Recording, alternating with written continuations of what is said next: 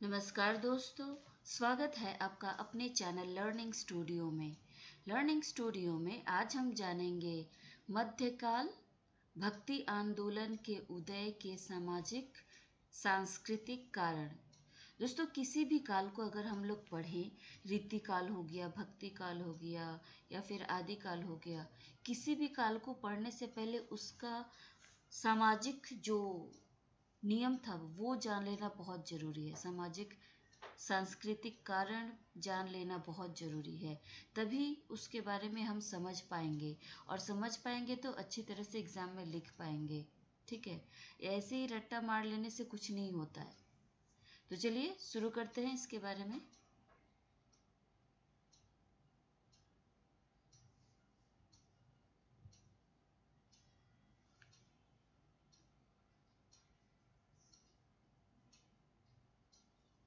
दोस्तों, भक्ति काल में हिंदू समाज जाति पाति की भावना से जीर्ण हो रहा था। हिंदुओं में छुआछूत और ऊंच नीच की भावना प्रबल हो रही थी। बाल विवाह और सती प्रथा आदि अनेक कुरीतियों का प्रचलन था। स्त्रियों में पर्दा प्रथा कठोरता से प्रचलित थी।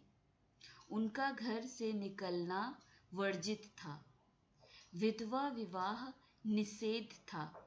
मुसलमानों में जाति पाति और छुआछूत का रोग तो नहीं था, परंतु शिया और सुन्नी संप्रदायों के मतभेद में गंभीर संघर्ष पैदा करते थे। धार्मिक आडंबर तीव्रता से अपना प्रभाव पसार रहे थे। मुसलमान और हिंदू दोनों जातियां अपने त्योहार या पर्वों को समारोह और उत्साह के साथ मनाती थी। अधिकांश मुसलमान बादशाह विधर्मी हिंदुओं पर अत्याचार करते रहे। कभी कभी अकबर जैसे सहिष्णु बादशाह भी आए, जिन्होंने सामाजिक समभाव परिस्थिति करने का प्रयास किया। आखेट एवं धूत धनी वर्ग के शौक थे, परंतु कुश्ती, कबड्डी आदि खेलों के अतिरिक्त तीतरबाजी आदि का शौक सामान्य जनता तक फैला हुआ था।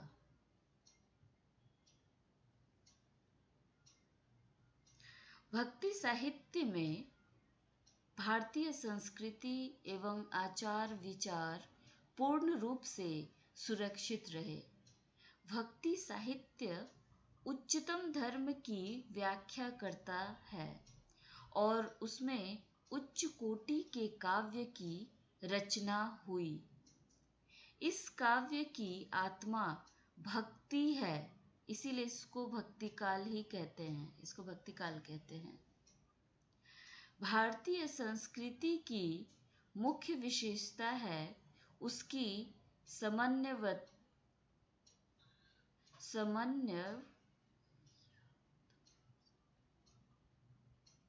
समन्वयात्मकता की प्रवृत्ति। मूर्ति पूजा, तीर्थ यात्रा, कर्मफल में विश्वास, अवतारवाद एवं गौ ब्राह्मण की पूजा पौराणिक धर्म की विशेषताएं हैं, जिसका स्वर सगुण भक्ति साहित्य में कर्णगोचर हुआ है। मध्यकालीन धर्म साधना में पूर्ववर्ती सभी धर्म साधनाएं बनी रही। शैव शक्ति तथा भगवान धर्मों में ज्ञान और भक्ति की धाराएं निरंतर प्रवाहमान रहीं। राम और शिव, भगवती दुर्गा और वैष्णवी के समन्वय लेने की प्रक्रिया बार बार बनी रही। तुलसी से रामचरितमानस में उनकी गूंज सुनाई पड़ती है। इस काल में हिंदू मुस्लिम संस्कृतियों में समन्वय भावना देखी जा सकती है। उस समय की वस्तुकाल में इस प्रवृत्ति को देखा जा सकता है। दोनों जातियों के साहित्य व शैलियों ने एक दूसरे को प्रभावित किया। भारतीय व ईरानी संगीत कला का भी इस काल में पवित्र समन्वय हुआ।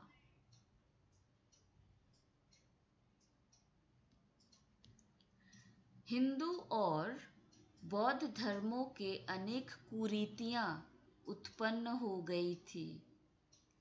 हिंदू धर्म में वाह्यमंडर मतलब बाहरी दिखावा करना, पाखंड करना और पाखंड अपनी जड़ जमा चुके थे। महात्मा बुद्ध के निर्माण के पश्चात बौद्ध धर्म हीनयान और महायान संप्रदायों में विभक्त हो गया।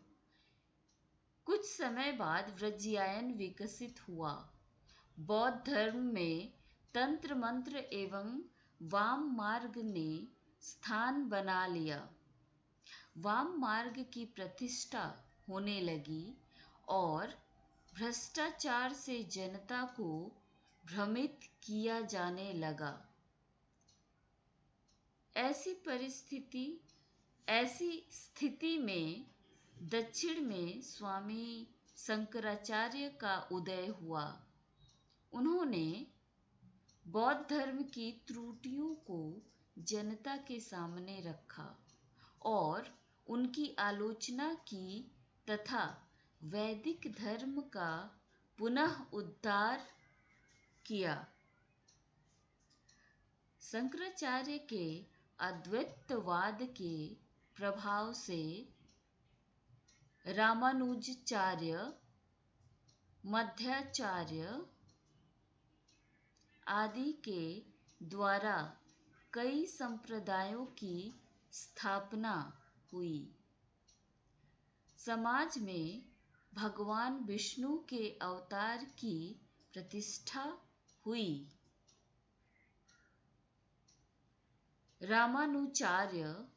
रामानुजाचार्य के विशिष्ट द्वैतवाद के आधार पर राम भक्ति का प्रचार हुआ। इसी प्रकार आचार्य वल्लभाचार्य ने शुद्ध द्वैतवाद का प्रतिपादन किया और राधा कृष्ण की भक्ति का प्रचार भी किया।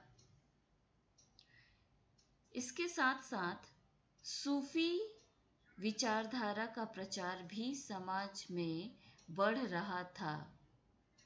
इस प्रकार हिंदू और मुस्लिम संस्कृतियां एक दूसरे के करीब आ रही थी।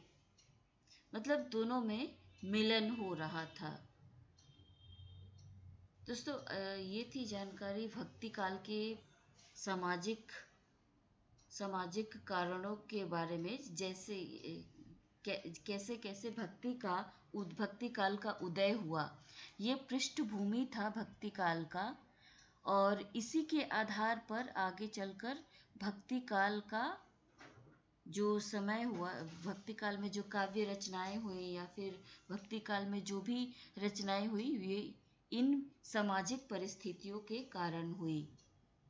ठीक है, इसमें हिंदुओं और मुसलमानों के काव्य समान रूप से सम्मिलित है, समान रूप से मिलते हैं। तो उम्मीद करती हूँ कि इसमें दी गई जानकारी आपको अच्छी लगी होंगी और इसमें जो भी महत्वपूर्ण है उसको मैंने कवर करने का कोशिश किया है। अगर अच्छी लगी है तो आप इसे लाइक एंड सब्सक्राइब जरूर करें और इस वीडियो से रिलेटेड अगर आपका कोई प्रश्न हो तो मुझे नीचे कमेंट बॉक्स में पूछ सकते हैं और इसके बाद आप कौन सा वीडियो देखना पसंद करेंगे उसके बारे में भी आप मुझे सजेशन दे सकते हैं, ठीक है। इसके बाद मैं लेके जो आऊँगी वीडियो, उसमें आपका सगुण भक्ति और निर्गुण भक्ति, ये भक्ति काल से ही भक्ति काल में जो रचा गया था उन्हीं के बारे में मैं विस्तार से वीडियो लेके आऊँगी। तो ये वीडियो देखने के लिए आपका बहुत बहुत धन्यवाद। मिलते हैं एक दूसरे वीडियो में।